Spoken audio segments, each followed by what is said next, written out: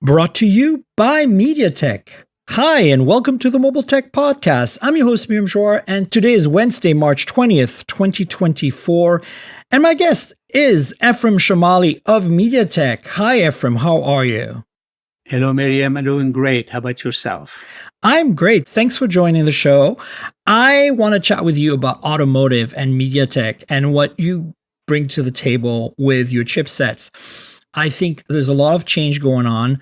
A lot of it is AI related. You have a lot of AI products on your automotive table right now. And I'd love to have you explain to my audience a little bit more about software-defined vehicles, how things are changing in the landscape and how a chipset maker like MediaTek fits in. So can you give us a quick rundown on that before we dive into some of the specifics of the MediaTek automotive platform? Of course. So as most modern cars these days, and we've heard the expression, the new cars are basically mobile phones on wheels, right? And that is actually quite true. Any technology that we see in the mobile phone, in your PC at home, all of this is moving very quickly to the cars. Historically, it took quite a few years from this technology to come from your personal devices to the car. Nowadays, it's coming a lot quicker. So the new vehicles are typically connected. Pretty much almost all new mid to high tier vehicles are connected.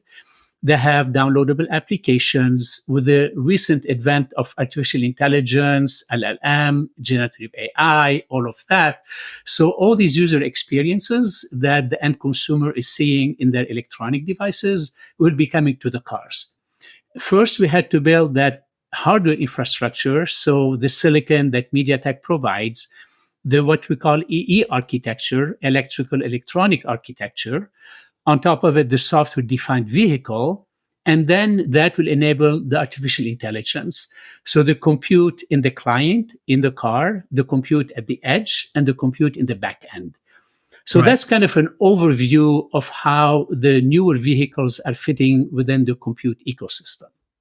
I think it's important also to explain, and correct me if I'm wrong, that the big transition that's happening in the industry is that we're seeing, OEMs, the car makers, in the past, if they needed like a compute unit for something, like they needed to have a cruise control unit, or they needed to have a computer for the brake, for the ABS or something, they would farm that out to a supplier, right? And the supplier would create a hardware and software solution around that. They would create a black box, a standalone device, and then all these black boxes get hooked up together. And so obviously the challenge there is if you want to update any of these black boxes, the manufacturer can't do that directly. They have to talk to the supplier. The supplier might not have designed that to be upgradable, et cetera, et cetera. I think the big difference, and that's what we've seen with Tesla, and we see that a lot with EVs and the next generation of cars now, is that the manufacturer controls the entire software experience down to those little modules that control your windows and your seats, and is able to update the software, the firmware, and all of these modules as a kind of one thing. And that's the software-defined vehicle. That's the same idea as your phone, right? You basically, your phone's radio should be controlled by the same company, hopefully, or the same manufacturer as your main processor and other parts of the device, right? Otherwise, it's a mess, right? And so I think this is kind of the transition the car industry is experiencing. And obviously as a phone manufacturer, as a company that's been making chipsets for every connected smart device on the market today, you're really well placed to bring your expertise into this new era of vehicles, right? That is correct, Miriam. So when we started the recent push into the automotive industry, which started last year in 23, we've been in the auto business back since 2015. But like we said, the cars were simpler back then. We had small compute for the IVI. Starting in about 2020, that's the big push, maybe slightly before that, but this is kind of the date where we moved to these new architectures, right? And then the whole supply chain for the vehicles has changed as well. You already stated it. We didn't call the car factories. We call them assembly plants because they assembled everything they received from the tier ones, who received other product from the tier two where the semiconductor industry comes in. Right. Now, the OEM, the car OEM, the final quote unquote manufacturer, is architecting those vehicles from the ground up. Whether it's the powertrain with the battery electric vehicle, electric motors, those kind of things, that's one piece of it. The other piece of it is, as I mentioned, the electrical electronic architecture and the software defined vehicle. So they're taking much more control of those architecture. The tier ones are still there, but then they will spec in more detail what they expect from each of the tier one. That's And right. as a semiconductor supplier, we are taking a larger role. First, because of this new EE architecture and the software updates as part of the software defined vehicle, we're moving from dozens of ECUs, electronic control unit, to a handful. Yes. And we have the central compute, which resembles a lot more what a PC or a phone looks like. Or TV even. Yeah. Or a TV, correct. Yeah. So you have your central compute. Everything tries to get centered around basically two chips, the ADAS piece that helps with the driving and the cockpit, not an IVI only, but rather the cockpit that provides the overall user experience in the car. Yeah. And as a semiconductor vendor, we're adding value beyond just providing the compute. We have to understand the electrical architecture. We are integrating a lot of the functionality that used to be external to the main SoC into the SoCs, primarily, as you stated, to enable the software-defined vehicle. Updating one computer is a lot easier than updating a dozen computers, right? Exactly. So, yeah. And that's, I think it's very exciting because that's making our vehicles gain new features over time. Again, I only have Tesla as an example that I can use since I've actually used one for 6 years, but my cars have improved over time by gaining new functionality that I didn't have to pay for. And that's something that's really doesn't really exist. Now, of course, there is bigger risks around security. There are bigger risks around, abusing that upgradability feature with subscription-based systems. But I think these are more marketing related issues, I think, than they are, engineering and technical issues. I think what's fascinating to me and where MediaTek fits in here is that, you have traditionally been gobbling on to your SoCs all these other peripheral chips. Like, initially, you added GPUs and then, radios and then, power management. And it's just now you have this complete package looking at your traditional businesses, right? Like mobile, like, phones, like TVs. And then now all this expertise is directly translating into this new car world that we're going into. And, now AI is coming into that, right? So we're having this nice new push for adding, AI processing to the car chips in the way you've done for phones for a few years now. So walk us through some of the, some of these AI features that were just announced, because I think this is really quite fascinating. Intuitively, you think AI in a car, okay, an assistant, but that's the same as my phone. But what are the opportunities that are unique to the vehicles? Yeah, as a matter of fact, as far as I'm concerned, the best place to have an assistant is in the vehicle, right? So you are on the phone, you're using an app, you're doing something, and you're typically focused on the task or even the PC, right? That's primarily what you're doing. Hopefully, you're not using your phone and crossing a street. Please right? don't. Please don't. Exactly. So in the car, though, you're not crossing the street only, but you're going at 70 miles an hour down the road, right? Yeah. So your cognitive abilities have to be completely focused on the car. You have this 4,000-pound vehicle going 70 miles down the road. It is true that you have ADAS help. So the car is going to help you. But today we're at level 2, level 2 plus, 3, 4. You are still, as a driver, responsible for controlling that vehicle instantaneously as soon as you get asked, right? So the best environment is to actually have the assistance that you need. Yeah. We give some use cases, right? You're in the office, you've had a long day, you need to get home. Your digital assistant knows that, your spouse is still at work, the kids are playing with their friends. You're not in a rush to get home. Through the internal camera, they'll sense that you're tired, for example. the vehicle can suggest, would you like to take the longer route, the scenic route? Would you like me to play this music for you? By the way, I looked at your refrigerator and I noticed you need some milk. Would you like to do those kind of things, right? Yeah. Yeah. It's interactive. It is two-way. And then, of course, you can say, yes, I want to do that. No, I don't want to do that. So you get into these interactive languages. And then the car then will decide on a route, will decide what store to go to. It already looked up all the coupons for you. It decided the music that you usually like to relax on, whether you're home or somewhere else. It has that big picture. And the car really, given what you do while you're driving, in addition, you are typically sitting in the same place. The camera is in front of you. You are focused on a task. The simpler the AI tasks are, the more accurate it is, right? Yeah. Yeah. So artificial general intelligence is really hard because it's general. In the car, you simplify the problem. Yeah. You right? have a lot of very specific use cases. Mm-hmm.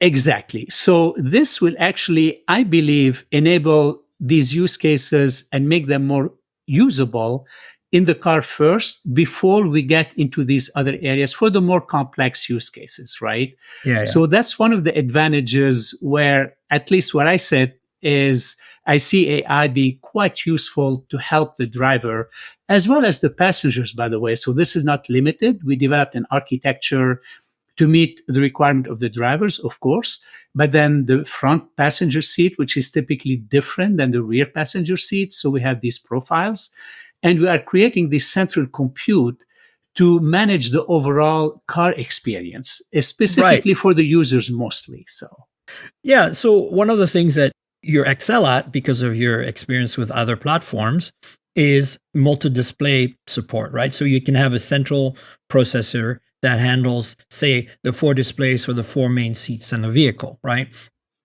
Assuming there's maybe another heads-up display or an instrument panel that's 5 displays. But here again, we've done multi-displays on compute platforms for years. This is challenging but relatively trivial. And as you said in your briefing recently, the advantage is you can pre-wire the car to have the basically a USB-C display, as it were. Like there's obviously something different going on in the car. It's probably a Ethernet ring or something, but you have this ability to you want to add the display on the rear seats. The manufacturer can do that at factory time, at assembly time, and your main central unit will just support that, and the software will just support it. There's no need to run extra modules, extra computers, so it simplifies the manufacturing significantly, right? Same with connectivity, right?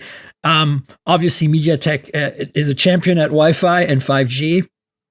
Now, this is critical to cars. My car is a connected car. I'm used to the idea that, it goes and fetches real-time traffic data for me.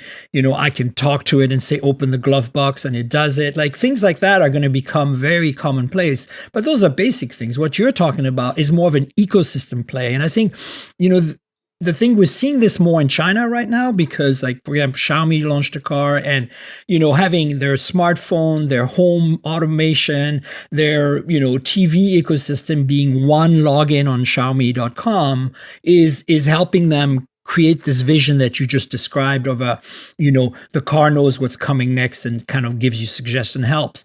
But it doesn't have to go this far. My car knows my calendar and will put up on the screen navigation for the next calendar entry by default if I choose to have that option ticked in the settings, for example, right?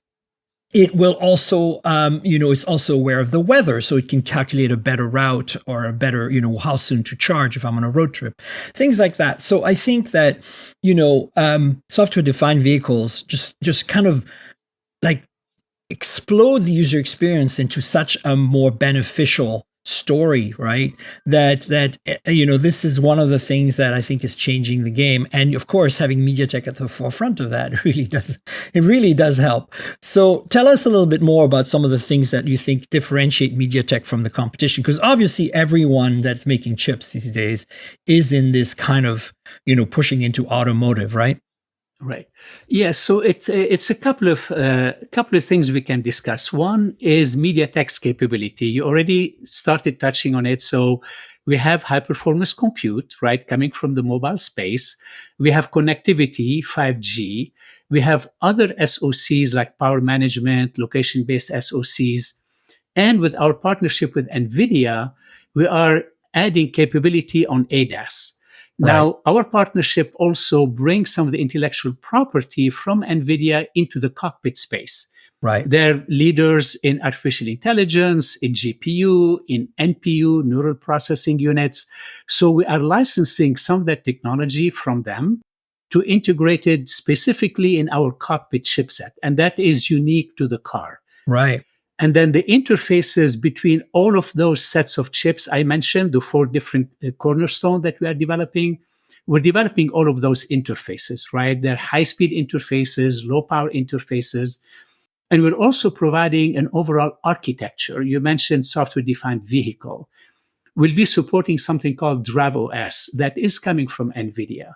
And that will run over all the main high performance compute, HPC. Mm-hmm. So by moving the software functionality on top of DriveOS, it'll be very easy for the customers first to get software update, get the maximum performance of the silicon.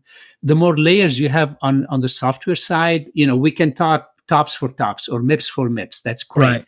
How much of that is used for the function that you're doing versus a hypervisor or an operating system or Yeah. multi-operating systems? We have co-architected that software. Again, the driver software, the software that controls the chipset, is being co-architected between our silicon, NVIDIA silicon, and DriveOS to get maximum efficiency. And Now, that's your critical. applications, will still run on Android, on Linux, on QNX. These are still the real operating systems that will enable all the software update, all the functionality that you mentioned.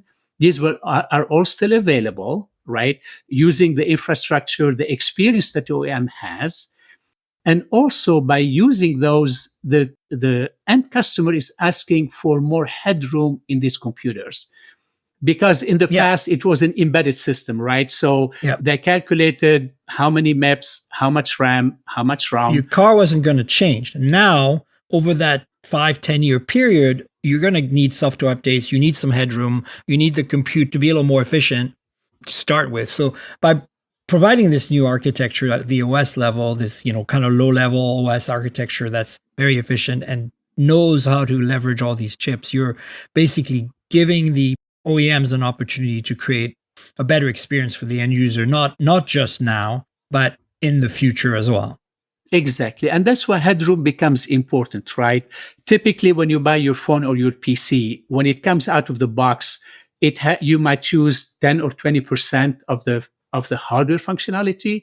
By the time you download all your apps, you are using 80 or 90% of it, right? Right. The car will be the same, right? When you drive out of the dealership, it's going to do basic functions. And over time, whether you purchase new features for user experiences, for the car performance, we see some OEM, you drive out of the dealership with a certain car performance, as in horsepower, and then you spend a few $100s, and before you know it, that car has higher performance. Right? Just through software update. I actually did this with my car. I spent an update for more. It's an electric car, obviously, so that was just a software update. Ephrem, we need to wrap up. So, do you want to give us a very, very brief, quick final point on this MediaTek automotive architecture? Yeah. So we announced that we have 4 new chips coming up. Mm-hmm. So from entry to premium, so we can cover the whole spectrum. As we talked about, customers moving to this new architecture, they need the scalability. So we have announced simultaneously, they'll be staggered, but we have 4 chips. So when our OEM and our tier 1 decide to move to the new platform, they can have a unified architecture, which will optimize their development upfront and the maintenance. The average car has 12 and a half year lifetime. So once you have an up and down compatible architecture, optimizes development and optimize maintenance over a long period of time. Awesome. Well, listen, thanks so much for being on the show again. I appreciate it. You know, I'm a very passionate about EVs. I cover them for Tech Radar, and I'm seeing this change happening in real time. Basically, every few months, something else happens, and it's really exciting for me to see MediaTek being part of this story. So, keep up all the good work, and we'll see you on the show again sometime soon. Great. Thank you, Miriam. And thank you again for the invite. So it's always good to talk to you. Absolutely, anytime. Thank you. And I'm back with Raymond Wong. Ray, how are you? How's it going, Miriam? I'm good. Thanks for having me. Absolutely, always. Lots of stuff going on with you lately. You have lemons in your life. We need to talk about your cat. Okay. The first interview. I know you're at the office. You don't have her with you right now. Yeah. But, It was an unexpected occurrence this year. Wasn't expecting to be a cat father. A very gentle and very kind stray cat followed me home like 4 or 5 blocks on Chinese New Year, no less. wow. Or I should say Lunar New Year. If I want to be technically accurate. And yeah, so that was like about a month ago, and I've had her for about a month now, and I checked her out, brought her to the vet, made sure she wasn't chipped or anything like that, and her health is perfect and super clean. I was just like, okay, I guess you're mine now. I guess I have a cat. So I think it's the other way around, right? Like she's you're hers. I'm right? hers. I'm hers Yeah. is what everyone says. The cat distribution system or whatnot. First I'd ever heard of that, but yeah, I'm owned by a cat now. Look, it's such an amazing story. And I know it's not a tech thing, but I think it's relevant here because, and this is because I'm biased and I love cats and I can't have one because I travel too much. But also it's, to me, it's like you incorporate her into your tech world so much. Like this is the thing that I love. It's like you are on Threads, you're on Twitter, and you're just posting. She has an account. You'll have to share that at the end when I tell people where to find you and stuff. But the point is, you have created this kind of tech cat, blend in your content, and it's just lovely because it's not just one or the other. You actually love to combine it. I've somehow tapped into some weird, strange, like little niche. And yeah, I'm trying to find my way. I feel like I might have alienated some of my Twitter audience with the cat content. So a lot of my followers, I gained like 2,000 followers almost overnight on Threads.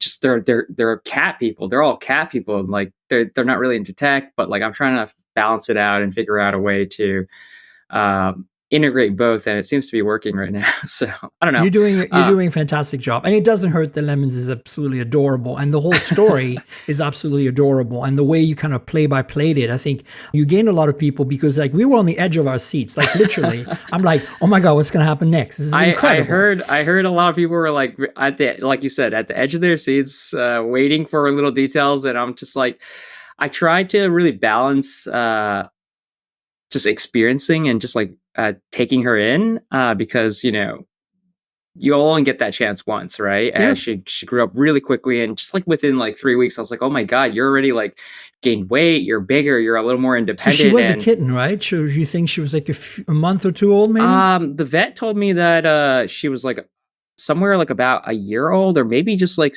7 to 8 months old. It's hard to tell. They're just basing it on her weight.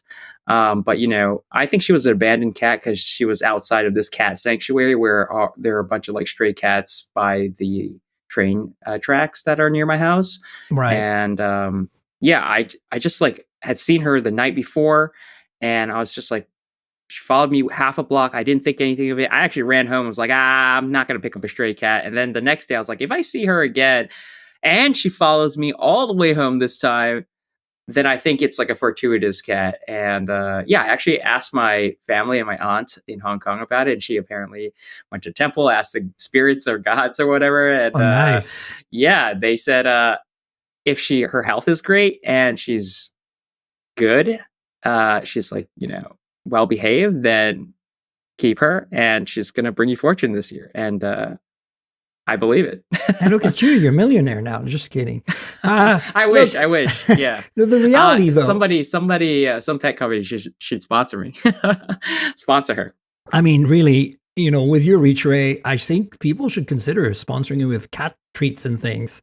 A steady supply of cat toys and merchandise to kind of complement your tech stuff. So let's actually talk, since this is not a cat podcast.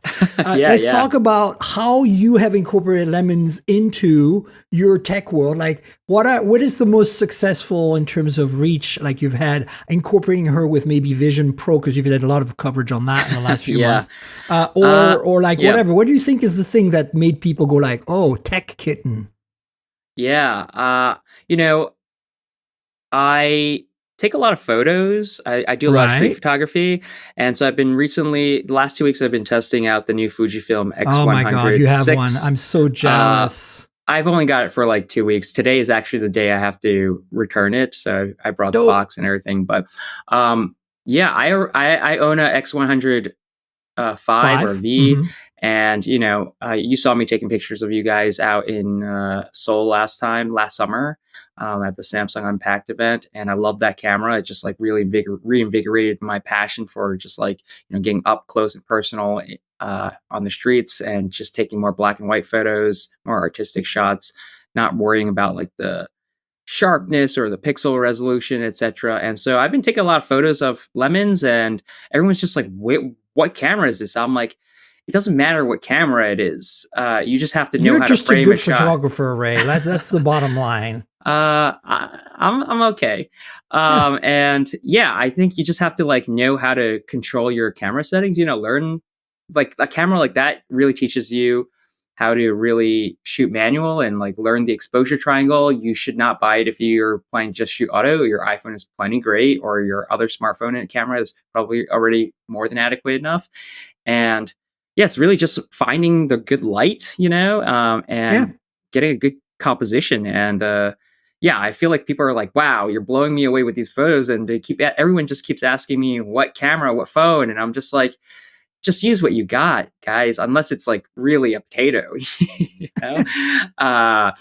and I would say right now I'm enjoying just taking, I have like tens of thousands. I kid you not, tens of thousands of photos. I've filled like several 128 gigabyte memory cards with photos of her. And, I choose my selects in Lightroom, and it's just, there are too many to sift through, but I've got content for years.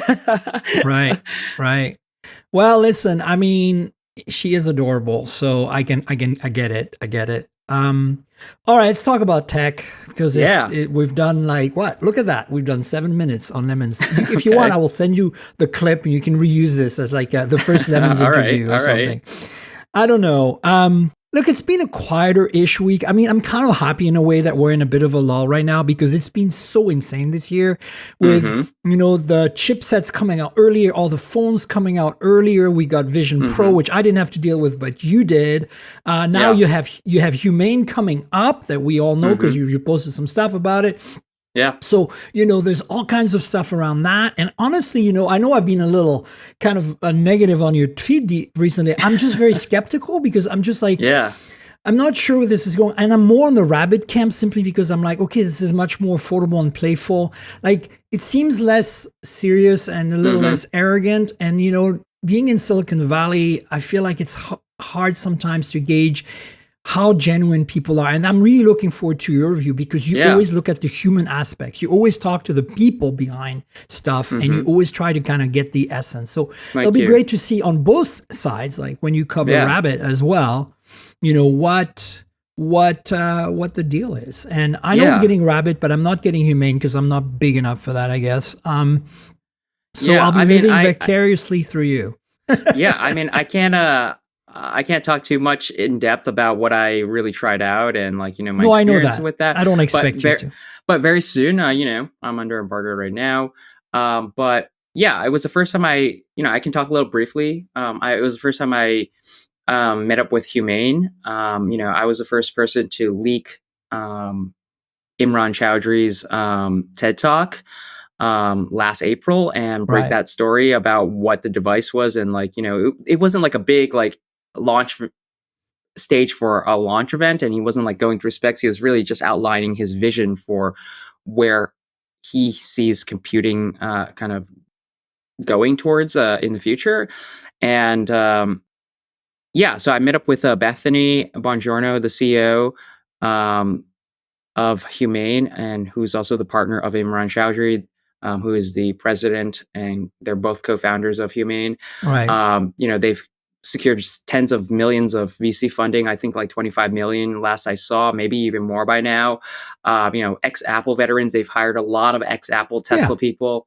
And, the Humane AI pin, I think there was a lot of I'm not here trying to defend them or anything. I don't need to evangelize or anything like that. I'm only basing on what I experienced in firsthand, and for only about an hour or so, which is, understand their philosophy, what their motivations are, and what the device is trying to accomplish, and the AI pin is like, I think they had a lot of mixed messaging in their launch video, in their kind of debut, which is, like you just mentioned, a little bit of arrogance, a little hubris about what they're trying to do. A lot of people, I think they implied that this was going to be like a phone replacement.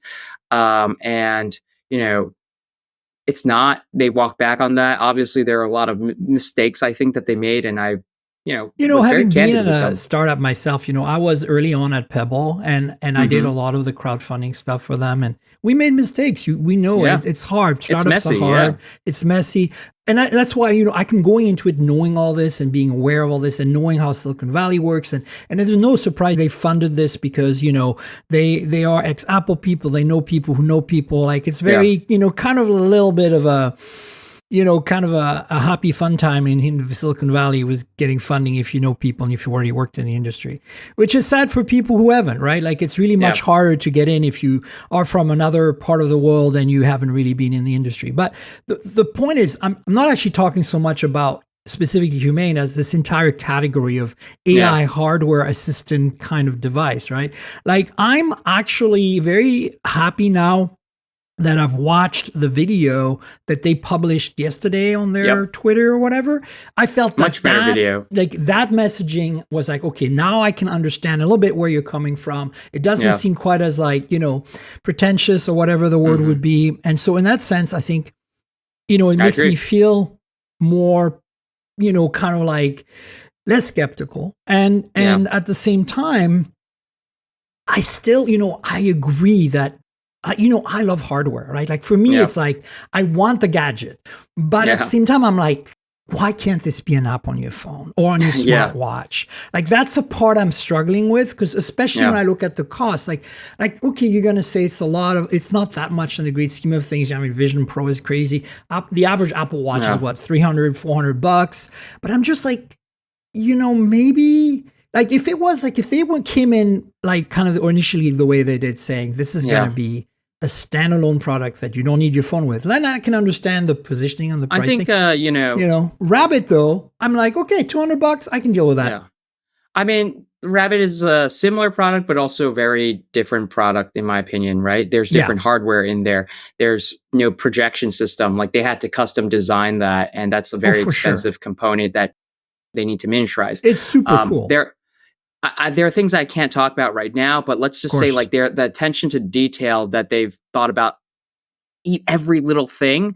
It's obsessive. Apple. It's like these people worked with Johnny Ive. It's that type of Johnny Ive obsessive level where you normally would not see this or even care about this, but they've thought obsessively about it.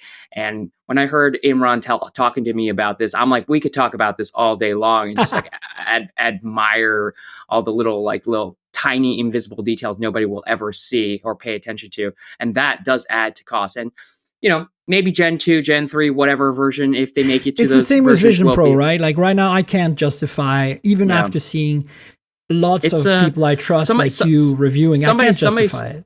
Somebody said, I forget who, but Gen 1 is always like over engineered because they want to make sure that it kind of satisfies everybody in terms of quality and the hardware aspect. And then like slowly they kind of like, I guess like, make production becomes more affordable. It becomes, the components are cheaper. They care less about the perfection of the little details, little things like springs or whatnot. They can like, reduce the number of parts and stuff. And so that all helps bring the kind of cost down over time. Yeah, But no, for sure. I mean, if you look at V1 of any breakthrough product, it's like it's always the most beautiful, like, you know, obsessive. The original detailed iPhone product. is a good Yeah. example of that. Like if you take it apart, I mean, I haven't, but I've seen it exploded many Yeah. times. And as an engineer, I look at it and I'm like, Yeah. wow, for the Anyway. time, this was an insanely complex device, even compared to the, in some ways, better hardware-wise competition because of the attention to detail that you're talking Yeah. about. Like the materials used, the way it was assembled, the shape of it, the fact that it was Yeah. using glass for the screen. All this stuff at the time was radical. Yeah. So, Long you know, it's story exciting. short, like, you know, I remain skeptical for certain things. There are some things that they've kind of allayed some of my concerns. But, you know, I'm going to go into this the same way I've always gone through it. You know, I talk to the people. I can't wait. And, you know, I'm going to try it Can't out wait. myself. And I've been tweeting about this like nonstop since yesterday, which is I don't think every new product needs to be for everyone. I think it's okay that You're right. a company can design for a smaller segment, a niche. And, you know, honestly, that's it's up to them, their business model, their execution to figure out how to make it a Yeah, success. it's not really our jobs to worry about that. We're nerds and we're about the tech. And I think I've no doubt, like I saw it in action and touched it physically at MWC. And I was very impressed with, like, it's really exciting from a tech perspective, like the projector. It's very futuristic stuff. Yeah, but the reason I'm kind of more into the Rabbit camp right now is possibly because I like the fact that it's so kind of punk rock. Like it's essentially a MediaTek Helio 4G phone with a half-size screen, and that hardware in its teenage engineering package. But that hardware is a dime a dozen, right? For the record, I'm not saying Rabbit is not cool at all. I actually think it's very cool. I think that, you know, I called it like a real life Pokedex, right? Like you hold it up and then you can see it. And I actually think that the large action model, using that to train services to do things for you is super fascinating. You know, as a gadget guy, as a hardware guy, like I love a good, cool new piece of tech, but you know, I get what people are saying about, like, you know, why can't this stuff just be an app? Why can't it just all work on your phone? And maybe it will, right? You know, Android phones, Pixel, AI, Apple will probably do this. You know, they're all probably going to incorporate some version of this directly into the OS at a system level. But I just think it's exciting that there's an opportunity right now to try to make hardware, because I mean, just the last like 5 to 10 years, it's just been like static, you know. It's been like it's so impossible to break through beyond a phone. It's like, what else can exist? And nobody's willing to buy stuff that is too gimmicky. And now it's just like, well, we don't know if it's going to be a gimmick or not, but it sounds fun and exciting and different and refreshing, you know. So why not? I agree with you. And I wasn't suggesting that, you know, you seem to be more on that Humane team than the Rabbit team. I'm just saying, for me, the reason I'm less skeptical about Rabbit, and I'm like, it seems like this Lamb thing seems to make more sense. Like, I'm not sure how they're doing it, but in my head, I'm imagining that they're actually running the Android apps, and they're teaching the UI, the UX, what you would do with your fingers. They're teaching it to do that. Like, you know what I'm saying? It's like you log into your apps, you're given permissions to act. And now imagine you gave this is the kind of like AI superpower that I've largely been skeptical about, but now I think is like, this is the AI that I think is cool. I don't really care so much about like generating stuff, making summaries and stuff. You know, I care more about like automating the boring parts of my life, you know. One of the things I saw in the Humane videos yesterday that really blew my mind, that I think is going to be really helpful, is giving it access to your notification stack and having it summarize notifications. Here's the thing. I've been saying this since Pebble. And actually, Eric and I at the time were talking about this, and we never got to do it. But one of the things that I would have loved to see back then is, since the Pebble app had access to all your notifications, what I wanted is an AI to sift through the notifications. This is back 10 years ago. And I'm like, look, we do so little with notifications. Like, forget the apps, like everything funnels through notifications. Like, ultimately, if you turn on notifications, which you can choose not to, but for me, I have a lot of them turned on, and it's fine. I don't get overwhelmed because I filter only certain, go to my watch and stuff. But ultimately, on my phone, if there was something that could take all of that, and contextualize it and say, hey, Yeah. this is what's going on with your day today based on what's going on. Like, and also like prioritize and say to me, hey, this email seems very, very important right now. Yeah. You know, I think you have because to put a lot of trust in an AI for sure, or and an that's super assistant to be able dangerous. to Yeah, I know. sift through that. What if it misses something that's super Right, important? I know. And bias, right? Like, come on, like this is crazy stuff. But the point is, it could be really cool. And It could be very cool. I'm like, that's kind of where I want to be. Like the assistant that really helps me. And so I saw some things in the Humane videos that made me like, oh, okay, so this is kind of like what I was envisioning back in the day. But we'll see how it goes. And you know, honestly, I'm open to it, both of it. I know that I personally right now, if I put my consumer hat on, I'm more on the rabbit camp, and I wouldn't probably spend the kind of money they're asking for Humane. I'd wait for Gen 2, and probably with Vision Pro, I'd wait for Gen 3 because I feel like it should be a sub $1,000 product.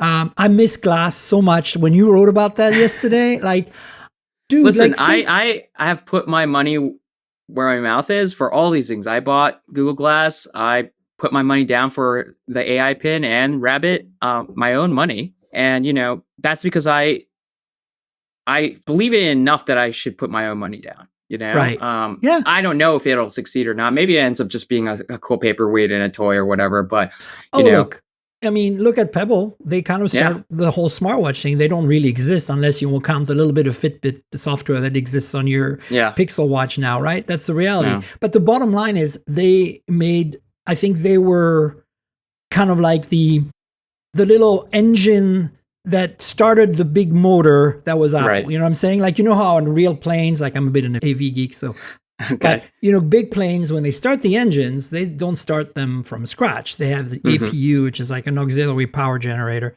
that just fires up the engine. So it's kind of the same thing. Small engine fires up big engine, off you go.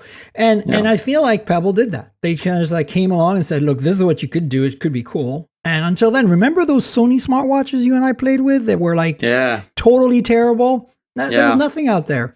And then all of a sudden they did it. And then now we have, you know, I'm wearing this Xiaomi Watch S3, which is a dumb smartwatch, you know, one of those fitness bands on steroids that lasts 2 weeks on a charge and does just notification and health and fitness tracking and doesn't really do apps and has like Google. I think it doesn't even have, it does have Google Assistant. It has Amazon Alexa or whatever.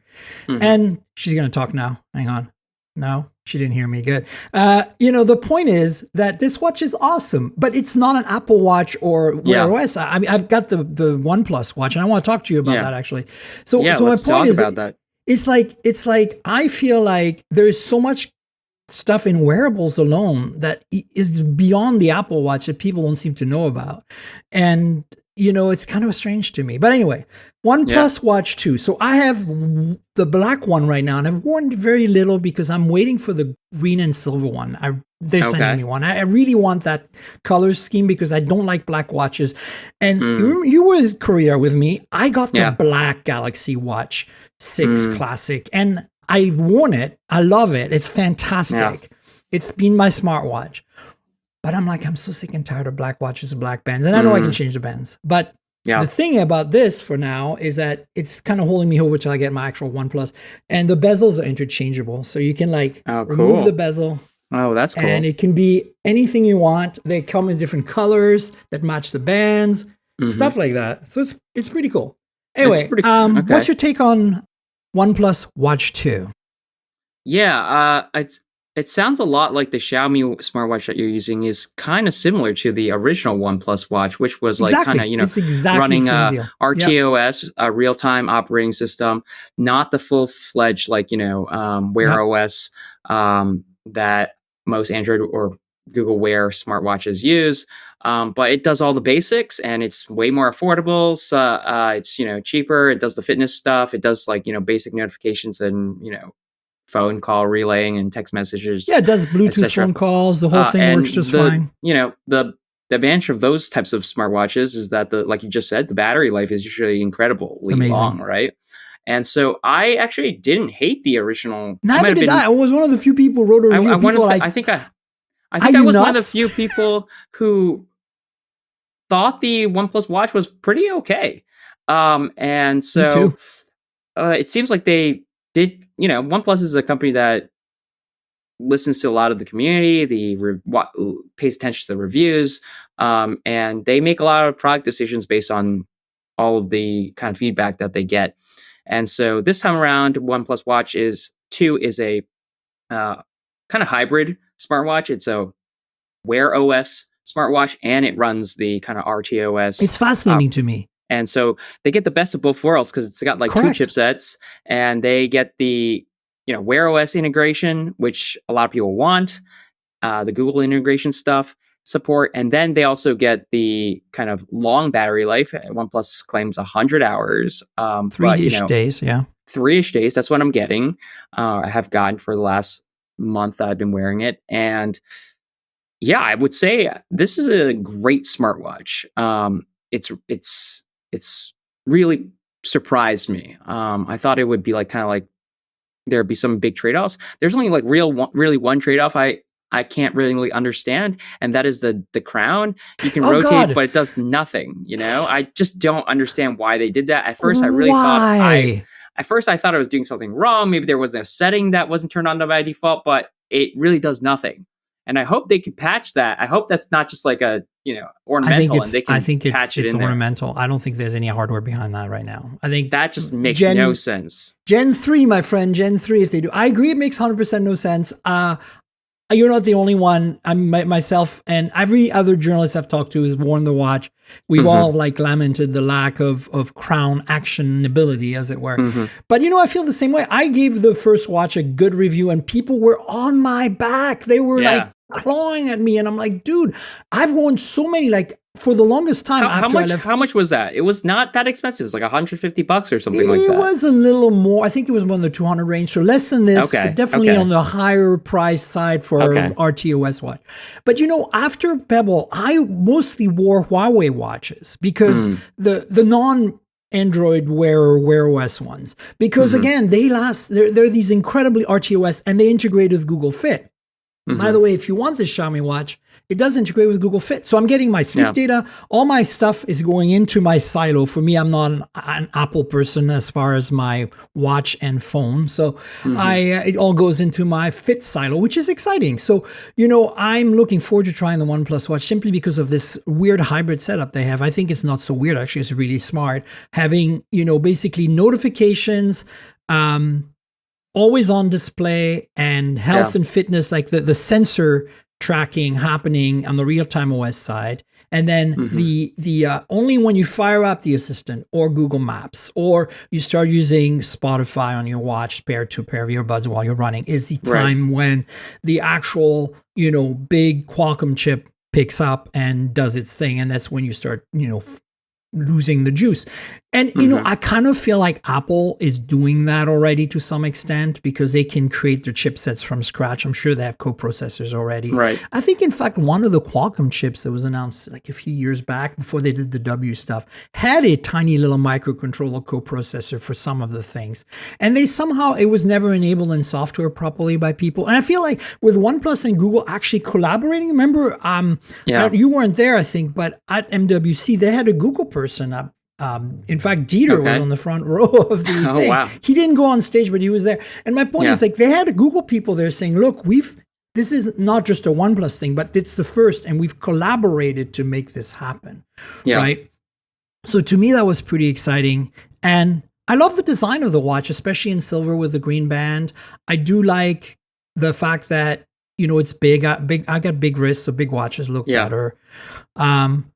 So I've got a pretty fairly, like, I would say, like, normal smallish size wrist, but even I felt like the crown the case was quite good. It's bright, it's readable, it's like a good size. It's not like the Pixel Watch, even Pixel Watch 2, where I felt like that's just too small. Yeah, I used the original Pixel Watch before the Galaxy Watch 6 Classic for months, and I didn't actually. I've got a Pixel 2 watch here and a Pixel Watch 2, and I'm not using it because it's just too small. And it's also, small, honestly, I love the experience, but I hate the Fitbit part. Like, it's not that I think Fitbit is really solid. Like, if you're serious about your vitals, Fitbit is really good. But I'm not that serious, and I find that there's all this upselling and like they're trying to do. And then on They've top done of a that, half-ass kind of way of integrating Fitbit. that's the other thing. It's like, why do I need this? And I still need to put Fit on my watch to get my data. Like, no, screw that. I'm done with that. I think there's like a struggle between those two teams internally, and similar to kind of like, Nest. They never really quite integrated as well. It's such a Google thing. So they actually, I forget his name, but the CEO of Fitbit, or the founder of Fitbit, he recently left, or left Google. So I think that the future of Fitbit is uncertain, or the brand has basically is withering away under Google's ownership, unfortunately. It sounds very normal. Google bought Motorola too, remember? And just kind of wasted that. And Microsoft bought Nokia back in the day and wasted that too. It's almost as if big tech companies buying other really big tech companies is really bad. It's honestly very acute with Google. This is like a Google playbook, right? Like it's been going on for years, How many startups have they acquired that they just completely like software ones, right? Those email like Inbox, remember? That was an acquisition, and then they dropped it. Personally, I wasn't into it, but I know people who loved it, and I respect them for it because I used it and I was like, this is really cool, but it's not for me because I'm old fashioned and I want my Gmail, but I get it. And at the same time, just gone, right? I think the 2010s were just the mad rush to try to one-up Apple, and they thought they could all get shortcuts to just kind of like size up and staff up and acqui-hire. I think it's still happening, Ray. Like I think it's still actively happening. Like there, we're going to talk about a little more deliberate, Yeah, now it's a little more transparent because I think the media particularly, have seen it and we recognize the pattern. Like the whole, Apple and potentially Google working on using Gemini. We'll talk about that. But more on the wearable side, I feel like, there is this kind of lack in North America of these, what I call dumb smartwatches on steroids, or fitness band on steroid, dumb smartwatches. They're just perfectly valid. Like, I don't think you need Google Maps and the assistant. The assistant is nice, but Google Maps on your wrist is a non-important thing. When is the last time you used Google Maps or Apple Maps on your wrist? Okay. I honestly can't remember. Listening to music on your watch, I get it. I can see how Spotify or something with a 4G connection would be nice, but I just fail to see how the average user uses 90% of the Apple Watch's app features. You know what I'm saying? Yeah, they don't. And maybe I'm wrong. Maybe Apple has data on that and I'm completely wrong. They love it and they use all the apps all the time. I think it's brand loyalty and allegiance and ecosystems and just marketing, right? Especially a lot of these like kind of, I think I called it like they're semi smartwatches. And they're mostly made by like Chinese brands, right? And so like Xiaomi and Honor or Realme or Huawei or whatnot, those are more popular in Asia. And also, people's incomes are lower there. And so, I think especially like places like India, developing places, regions, and you see those types of devices, stripped down devices, are more popular over there because of many factors. And so, of course, I think it's smart that those brands are catering to what those regions can afford and what they might actually need. I think, but it's hard to overcome like the kind of mindset or pervasive like marketing of like a Samsung smartwatch or Apple Watch, even if most people don't use most of those features. For sure. Speaking of affordable things, I've been playing with Nothing Phone 2a for a while. My review will be probably up on Hot Hardware next week. I'm a little behind everybody because, I've been traveling a ton and now I finally get to sit down and do some reviews. But we've talked about that phone extensively on the show 3 times now. I just want to mention that there's an announcement that was made by Nothing that they're starting a community creation project. And I thought I'd ask your take on this because a lot of negative was takes on this so far. Like, look at that. They don't know where they're going next with their design language. They're inviting their audience to design the next phone. Yeah.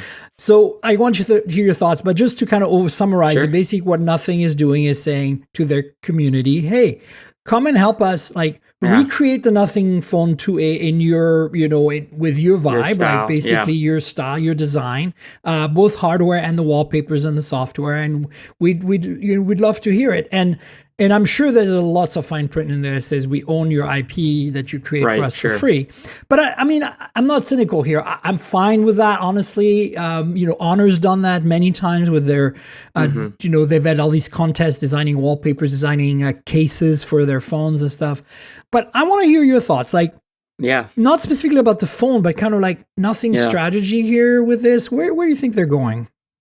Yeah, I think it's, I don't know why people are upset. I think it's right in line with Nothing strategy, their marketing, their business model, Carl Pei. Oh, yes. Obviously. It's a Carl Pei move, yeah. It's a Carl Pei, very Carl Pei move. And, I've spoken candidly with Carl many times. And, I Me mean, no too. disrespect to Carl. I think he's very He ambitious. knows what and he's doing. He knows what he's doing. I think I might have written about this or tweeted about this before, but, he basically said that it's a type of strategy.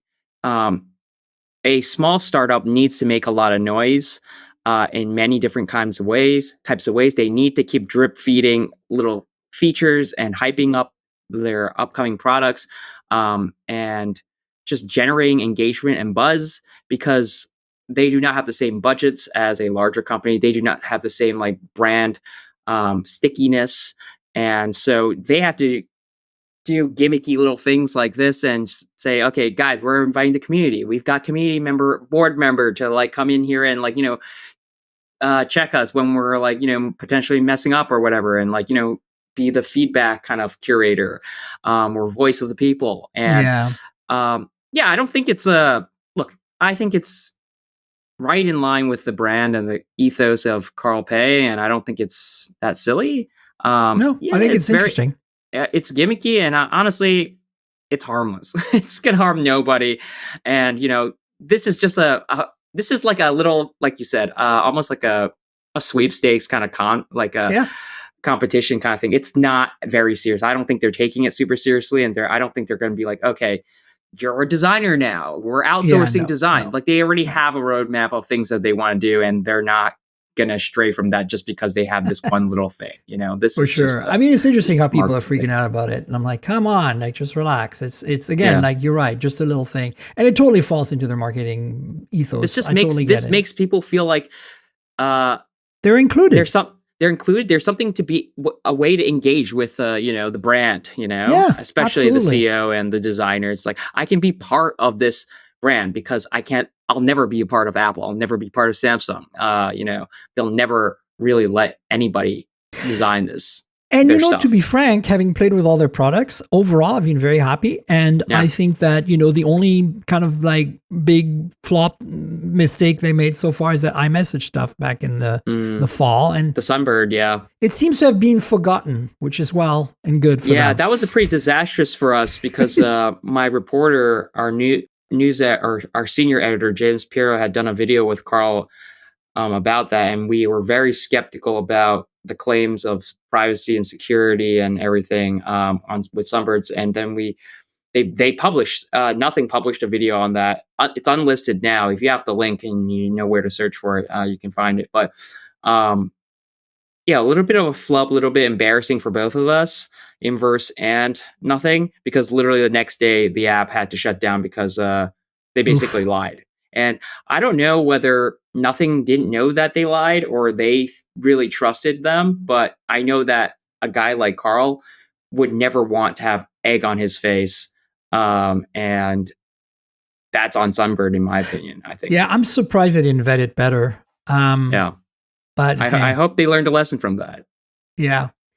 So now we're going to talk about a new Qualcomm chip. And more importantly, there's already a phone that's been it's been announced in China, I think. So anyway, Snapdragon 8S Gen 3.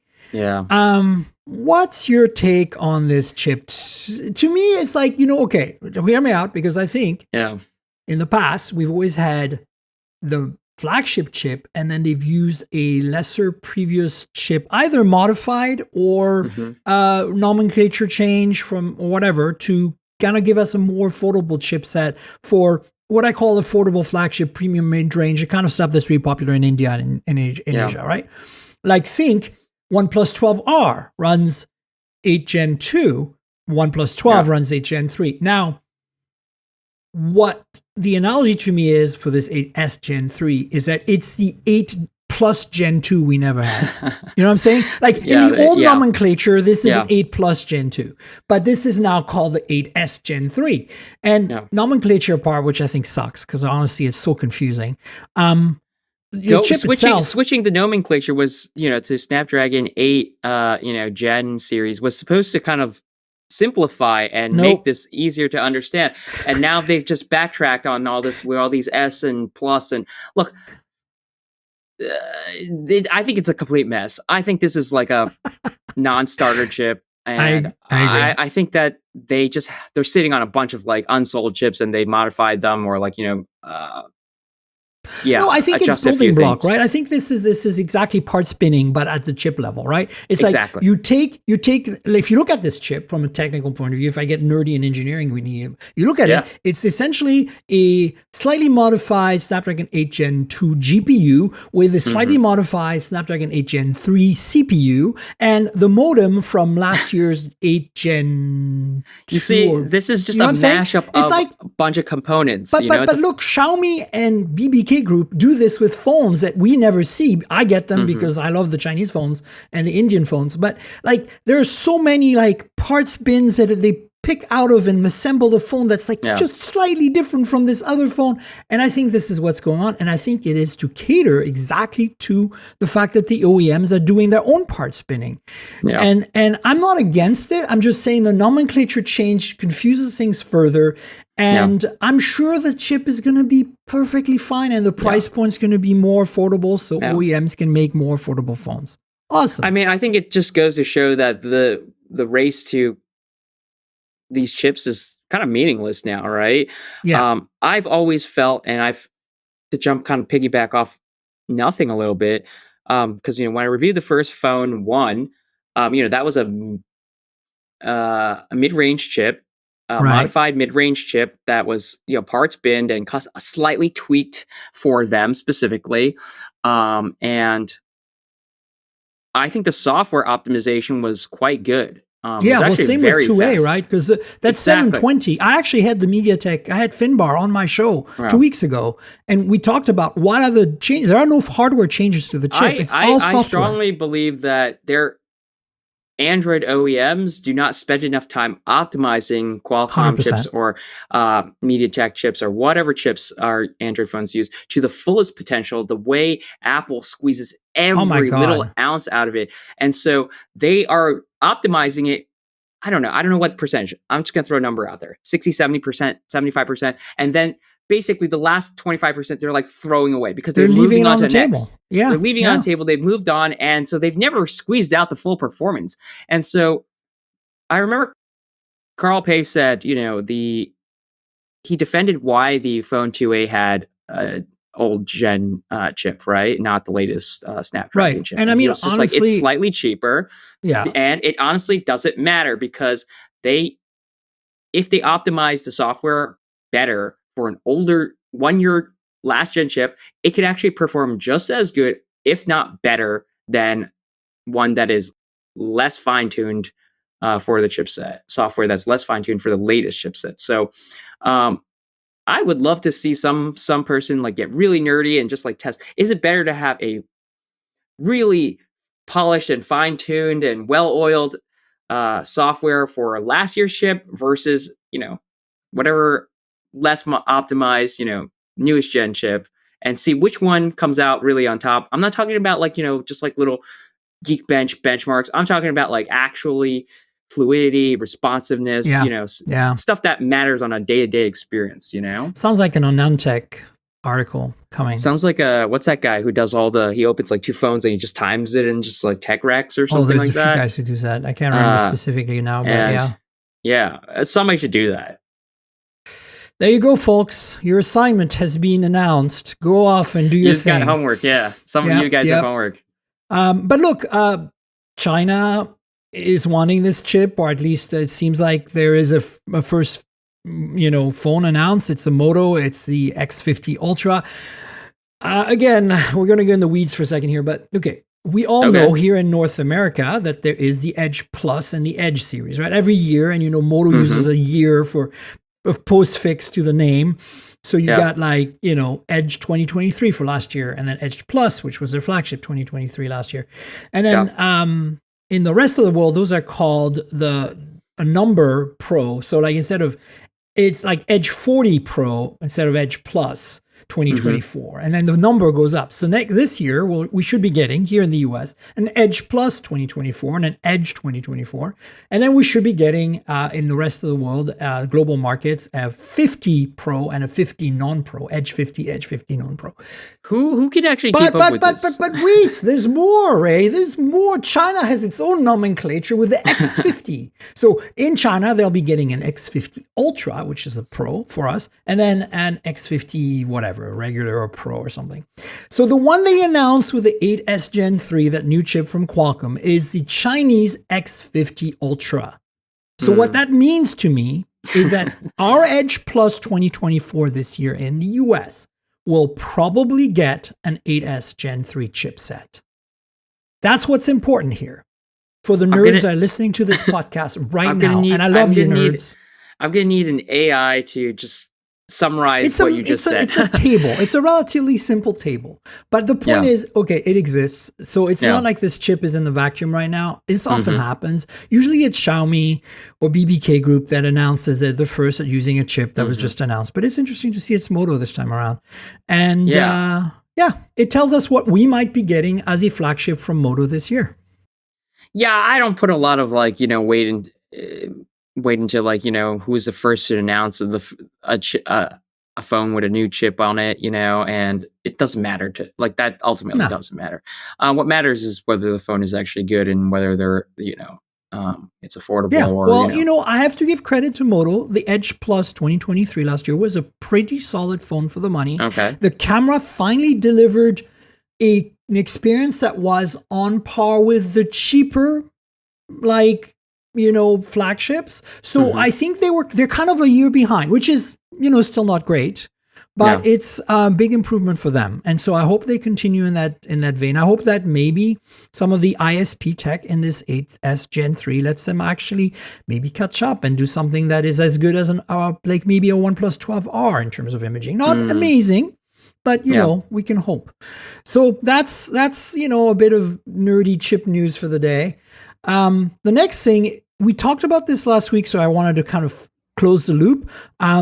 There were rumors that Honor was going to launch an even higher end version of the Magic 6 series, and they did. The Ultimate and the RSR, which are the Porsche design editions, are out. Yeah. And as expected, strangely, Ray, I actually got a PR email from OmniVision, the sensor manufacturer.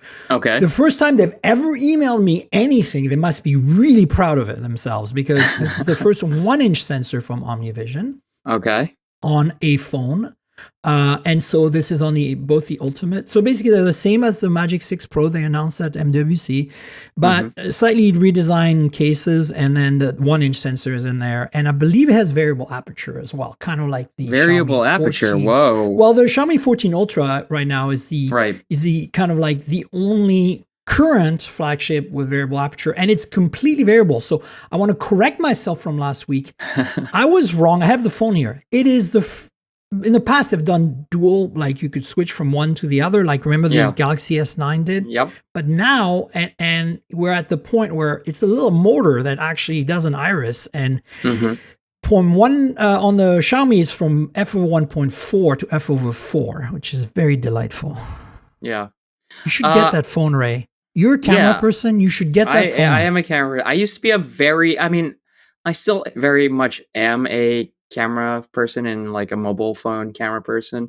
I just haven't really spent a lot of time in the last couple of years trying out a lot of Chinese phones. When I was at Mashable, they're magical. Years ago, they're just magical. I had access to all the Xiaomi's, Huawei's, Honors, all that stuff. And I know that, I follow the kind of news and I pay attention to what's happening, with the sensors and the innovations there. But it's just a little bit like outside of my world right now, just because like it's mostly catering to Asia, right? So Yeah. It doesn't really affect kind of the work that I do right now, but I would love to try out something like this variable aperture, because I think that a lot of Chinese brands are doing so many incredible things. It's just that like most people will never get to experience them, and there's a strong reason for that, right? Especially in a place like China, where they are trying to reduce Western tech in the kind of country, Apple, Google, or whatever, Apple mostly, and so they got to like kind of really push these homegrown brands to kind of innovate harder, and it's very competitive there. So like people really care about the speeds and feeds. I mean, that's the reason I cover them, is because I feel like what we're seeing, like I'll give you an example, right? Huawei P40 Pro and the Pro Plus came out in 2020, just around COVID time. And, this was right around the time of the ban, but just before maybe that. And at the time, those phones are basically what the S21, 2, and 3, and 4 Ultra are today. They were the first to do dual telephoto, 4 lenses in the back, and do it well, do sensor fusion. And my point is, the reason I'm bringing this up is because this is why I review these phones, or not review them actively with reviews, but I talk about them on the show, get my hands on them, experience them, is because it tells us where we're going to go, where Apple will go eventually when they did a periscope finally, although they did it their own way, which was very interesting. My point is that to me, this is why it's significant. And the Xiaomi 14 Ultra is a global phone, unlike last year where it was China only. So you can actually buy it in Hong Kong, in Germany, in France, you can probably buy it on Amazon in the US. And for my tests so far, 5G works just fine on T-Mobile and AT&T. So, like Verizon is always the outlier. The point is that I think that, for me, it's important to follow, and I'm thinking with your reach, even if you don't actively review them by writing a story, having your hands on them will give you context. And I think definitely want to try them. Every single time you should totally hit them. I'm sure they'll send you one, even if you just tweet about it. Like every single time I hang out with Max Weinbach, he's always got the latest he shows Xiaomi you all this stuff. Yeah, he shows me all the stuff, and I'm like, wow, that is pretty nice. That is super cool. Yeah. Weirdly enough, I actually saw I live in Queens, New York, and I take the 7 train. And there's 7 train is filled with a lot of international Asians who are riding it, and so I actually get the opportunity to see a lot of Xiaomi, Huawei phones. Nice. And I saw a Xiaomi 13 Pro. That you can just see the iconic kind of like big camera bump on the back and the pleather or whatnot. Cool. And I was just like, whoa, is that what I think it is? So yeah, I mean, there are definitely people using them, and I mean, the screen tech, the camera tech, its charging tech is light years ahead of my God, the charging. Samsung and Apple. So sick and tired of charging being so slow on US smartphones, except for OnePlus. Thank you, OnePlus, for holding the torch. But I mean, they are a Chinese brand. You mentioned that, of course they are. But you mentioned that my most recent oh wow, I can't believe I'm just seeing that sighting, was a Mate 50 Pro from Huawei on the plane the other day. And prior to that, when I was going to Antarctica on my vacation in February, I saw an actual Mate 60 Pro, the one with the forbidden Kirin chip, at the airport in Houston. So, they're out there, and I played with, ironically, at the Qualcomm Snapdragon Summit, I played with a Mate 60 Pro. Somebody had one, and it's a really, really nice phone. The nice thing is that even though they are clearly more restricted in their ability to do what they would like to do, they're still pumping out some really, really solid devices, which is really cool. Yeah. So, I'm honestly, I'm a little upset about this, because I get why the ban happened, and but I feel like banning the consumer stuff doesn't make any sense. Like my Oppo Find X7 Ultra, with the dual periscope rear camera, 1-inch rear sensor, 4 50 megapixel sensors in the back, is a China only phone. And I have a review unit, and the software is China only. Like, why should I not, like, should I trust that more or less than a Huawei phone? Like, my point is, I don't know what it's doing. So, like, why ban specifically the consumer tech of Huawei and not, like, I get the servers and the freaking cell towers, but the rest of it just seems like protectionism. We don't want you to step on Samsung and Apple's toes. And, remember you were at CS when this happened, right? Like when the CEO went on stage and, they had the AT&T deal for the Mate. Yeah. And it just all kind of blew up. Yep. That's unfortunate. It would have really pushed the market and really pushed us to innovate more, especially Apple, which, I mean, like, I love Apple. I'm a MacBook user, like, at the core, and I think their tech is incredible, and I have an iPhone that I love for video, but listen, like, I think it's not so innovative. Yeah, I think the saying, competition breeds innovation, and makes everyone's products better. We definitely had a couple of dark years, 4 or 5 years of, a blackout period where Apple and Samsung basically just kind of like phoned it and rested on their laurels a little bit because they had this, they weren't feeling the heat. And now I love to see that turned up again and them feeling the heat so that we can get more interesting upgrades, if not every year, then every 2 years, because right now it's like 3 or 4 years and it's mostly just cameras. And look, you're right. It's not and that's that exciting. Exactly why I'm just like, I want to check it out, because I'm like, even at the camera level, there's so much more innovation happening in China right now. And speaking of it, as more of a PSA here, because I want to move on to talking about Apple and Gemini and Google and stuff, but there is a Vivo forbidden fruit again. A Vivo X Fold 3 is officially coming out on the 26th of March, along with some accessories. I'm bringing that up simply because BBK Group, folding phone, but more importantly, it's supposed to actually even be thinner than the thinnest, which is Honor's Magic V2 right now. So I don't know how thin they can go before they reach limits of the size of a USB-C port. But I don't know if you played with Magic V2 from Honor, but not. It's literally just slightly bigger than a USB-C port when open. Like it's kind of crazy. And I'm like, how can you get smaller than that unless you create a new port? Yeah. Maybe portless. I mean, I think it's all moving in the right direction, and these types of thinner foldable designs is going to put a lot of pressure on Samsung to really compete because they haven't. Oh my God, yeah. And they kind of like, especially if they don't want to lose ground in a place like Asia and India, they're going to really, in Europe, they're going to have to really kind of accelerate whatever new product design that they have. They can't just like, okay, we're going to do TikTok thing, or Yeah, they really rested on their laurels for last summer's folding phone release, I felt. Yeah. It was a bit disappointing. All right, so talk about Apple and Google and Gemini. This is just a rumor that, like, Apple, now that they've dropped the car, are going to, focus on AI more. We've kind of reuse some of that work talent they have for some AI stuff. But it sounds like to me, in the meantime, perhaps, or as an interim, or maybe a long-term partnership with Google or OpenAI for some AI features on the iPhone. I feel like this is a real thing. I feel like that they're going to do it, and I think WWDC is going to be the big exciting news. What are your thoughts? I think this is a big mistake. No, that's for sure. But I'm just like, okay, so yeah, it's.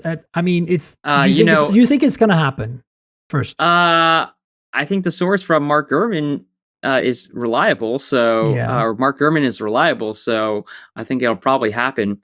I feel like Apple is a little bit on the defense right now. They are.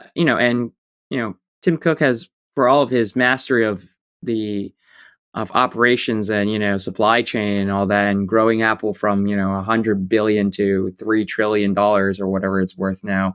I think that he is feeling a lot of heat and pressure from people or investors and Wall Street to have some kind of AI, and you kind of see that in the way the language that they've been using. So in the MacBook Air press release, this was the first time they actually used AI in their marketing material. I Previously, they know. were using machine learning, transformer models, neural processing. They avoided the word 2 letters AI for the longest times, for years, because everyone was using it and they didn't really want to associate. It's like kind of how they avoid using virtual reality, right? And they didn't want to associate with that. And now that we've kind of collated around this term, for good and bad purposes, they are kind of feeling the heat to you know, announce or launch something, or else they're gonna the messaging is that they're gonna be behind, right? Like Microsoft has leapfrogged them with all this AI stuff, their OpenAI relationship, and Google's going all in on AI. OpenAI itself is like suddenly catapulted to the top of the tech world. Meta's going all in on AI.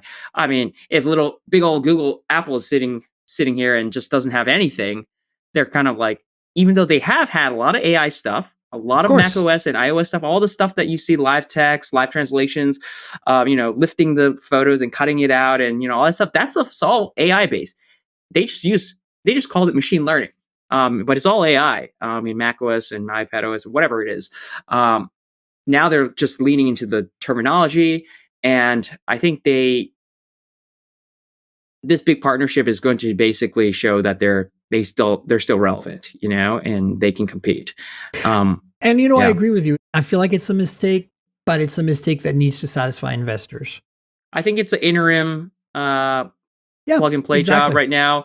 Apple loves to own the stack. They kicked Google Maps aside for Apple Maps, and it's just a matter of time before they end up kicking Google AI to the side. Once they have their own pipeline and can do it all in the Apple way, on device or privacy focus, they're not going to need Google. But right now, it's a stopgap solution. 100%, I agree with you. Listen, unfortunately, we have to wrap up. Right. So do you want to tell folks where they can find you on the internet? And of course, Lemons. Sure. Yeah. I'm on Twitter or X at username RAYWONGY. That's Ray Wongy. Ray Wong with a Y. My Instagram and Threads account is Sour Lemons. SOURLEMONS. And if you want to follow my cat and her adventures, I don't know who is tweeting from that account. Who could it be? Who could it be? She's apparently tweeting and or posting on Threads and Instagram every day. You can follow her at Fun Lemons with an S at the end on both Instagram and Threads. No Twitter or X. I don't think that's a platform. Oh, you shouldn't bother now. That's not very cat-like. But yeah. So yeah, check her out. Give her a follow, and follow me on the platforms. And as well, I'm going to plug Inverse. You can find all my articles on inverse.com. I've got a couple of big feature stories that I'm very excited to be working on coming out the next couple of weeks. Definitely check it out. We do. We love your work, Ray. Thank you. I say we because my audience says that. So, all right. I'm definitely a big fan, and Inverse is definitely a destination. I will put a link to your OnePlus Watch 2 review there in the show notes. Folks, you know where to find me on the internet. I'm at Tankgirl. That's TNKGRL. Like the comic book character Tankgirl, drop all the vowels and off you go.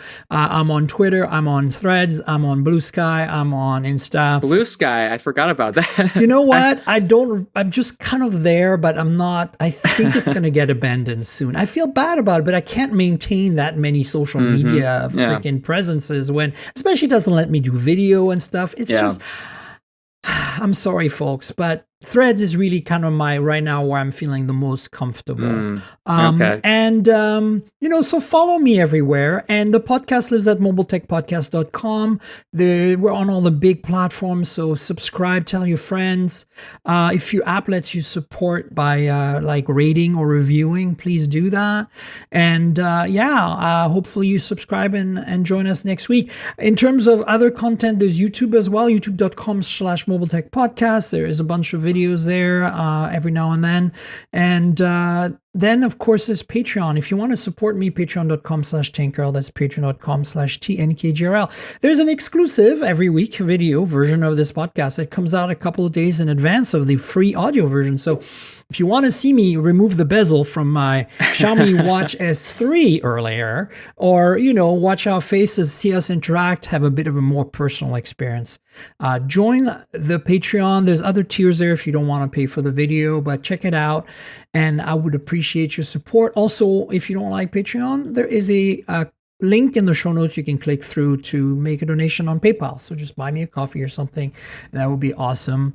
And I also want to thank our sponsor, MediaTek. MediaTek, the world's fifth largest global fabless semiconductor company, powers more than 2 billion connected devices each year and is a market leader in developing innovative systems on chips, SoCs, for mobile device, home entertainment, connectivity, automotive, and IoT products. And I want to thank you, Ray, for being my guest yet again. Thanks so much for coming on the show. Thank you so much, Miriam. I hope to be back. Absolutely.